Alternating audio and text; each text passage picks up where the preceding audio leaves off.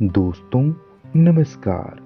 आज की कहानी चंदू सुनार। गणेश सेठ अपनी पत्नी और बेटी के साथ केरल के एक सुंदर गांव में रहता था। सेठ की पुत्री चंद्रिका विवाह योग्य हो गई थी। चंद्रिका का रिश्ता सेठ सेठानी ने बचपन में ही तय कर दिया था। आज सेठ जी शादी की तारीख तय करके आए तो बहुत खुश थे।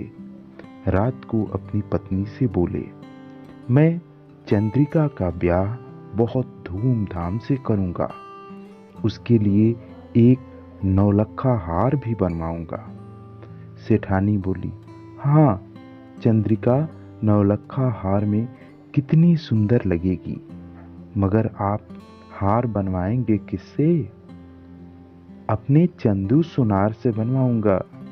वो अपने बारीक काम और सफाई के लिए पूरे केरल में मशहूर है। सेठ जी बोले, केवल काम की सफाई के लिए नहीं। सेठानी ने अपनी बड़ी बड़ी आंखें मटकाते हुए कहा, चंदू अपने हाथ की सफाई के लिए भी बहुत मशहूर है। चंद्रिका के गहने उससे मत बनवाना। ऐसा क्यों? सेठ जी ने पूछा। क्योंकि चंदू को आभूषण दिखाना या उससे कुछ बनवाना खतरे से खाली नहीं है। मेरी सहेली ज्योति ने उसे 10 तोले की सोने की माला चमकाने को दी तो 9 तोले की रह गई। रमा ने मोतियों का हार बनवाया तो मोती नकली निकले। न जाने चंद्रिका के गहने बनाने में वो हमें कैसे ठगेगा। कुछ नकली निकला तो चंद्रिका के ससुराल में बहुत बेइज्जती होगी। सेठानी की बात सुनकर सेठ जी कुछ सोचने लगे। कुछ देर बाद बोले, मैं चंद्रिका का हार तो चंदू से ही बनवाऊंगा। देखूं वो मुझे कैसे ठगता है। आप ऐसी भूल मत कीजिए।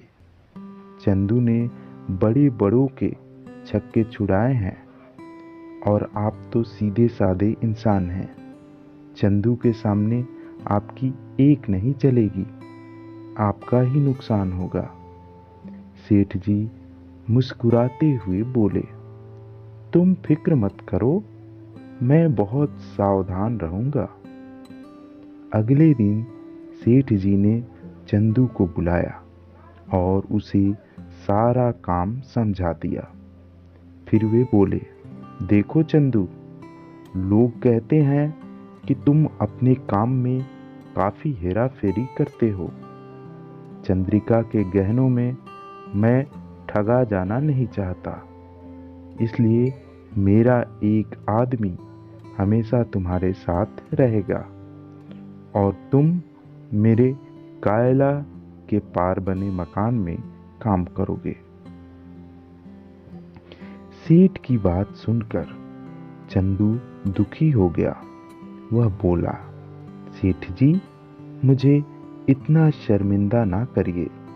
चंद्रिका बिटिया मेरी बेटी जैसी है। भला मैं उसके गहने बनाने में बेईमानी क्यों करूंगा? आप बस बता दें, मैं सब तैयार करके ले आऊंगा। सेठ जी बोले, नहीं चंदू, अपनी बेटी के गहनों के मामले में मैं किसी पर विश्वास नहीं करूंगा। काम तुम्हें मेरे घर में मुरली की निगरानी में ही करना होगा। अगले दिन से हार पर काम शुरू हो गया। रोज सवेरे सेठ जी अधबना हार और बचा सामान तिजोरी से निकालकर चंदू को देते। फिर चंदू और मुरली नाव द्वारा कायला पार कर छोटे मकान में जाते। चंदू काम पर लग जाता और मुरली उसकी निगरानी में। चंदू को सेठ जी की बात का बुरा तो लगा था, मगर वो यह सोचकर खुश था कि उसका बनाया हार चंद्रिका के गले में बहुत ही सुंदर लगेगा। अब वह खुशी खुशी हार बना रहा था, मगर मुरली उसे शांति से काम करने दे तब ना। अगर चंदू सिर खुजलाता तो मुरली उसके बाल टटोलता।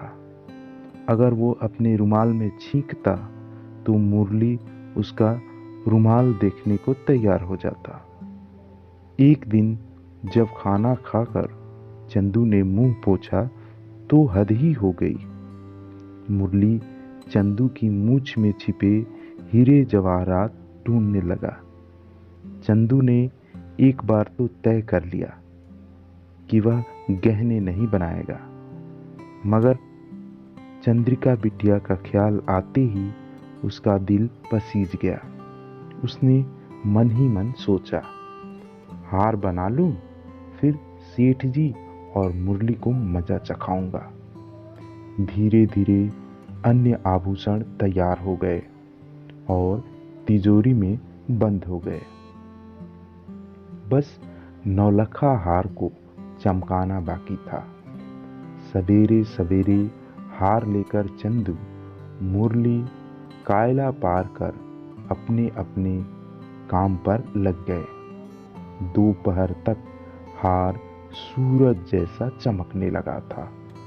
हार को एक लाल रेशम के कपड़े से ढकी तस्तरी में सजा चंदू नाव में बैठ गया।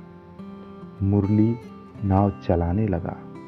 नाव कायला के बीच में पहुंची ही थी कि चंदू ने दूर से आते हुए सेठ जी को देखा। खुशी के मारे चंदू नाव में खड़ा हो गया और जोर जोर से हाथ हिलाते हुए उन्हें बुलाने लगा। अरे अरे अरे, क्या कर रहे हैं? मुरली ने घबरा कर कहा। उसके देखते ही देखते चंदू की हरकत के कारण नाव पलट गई। चंदू, मुरली और हार वाली तस्तरी सब पानी में जा गिरे। बड़ी कठिनाई से नाव, मुरली और हार समेत चंदू सुनार को कायला से बाहर निकाला गया। उन्हीं भीगे कपड़ों में चंदू ने हार वाली तस्तरी सेठ जी को सौंपी और अपना मेहनताना लेकर घर लौट गया। सेठ जी खुशी से फूले नहीं समाये। पूरे गांव में खबर फैल गई कि सेठ जी चंदू से तेज निकले।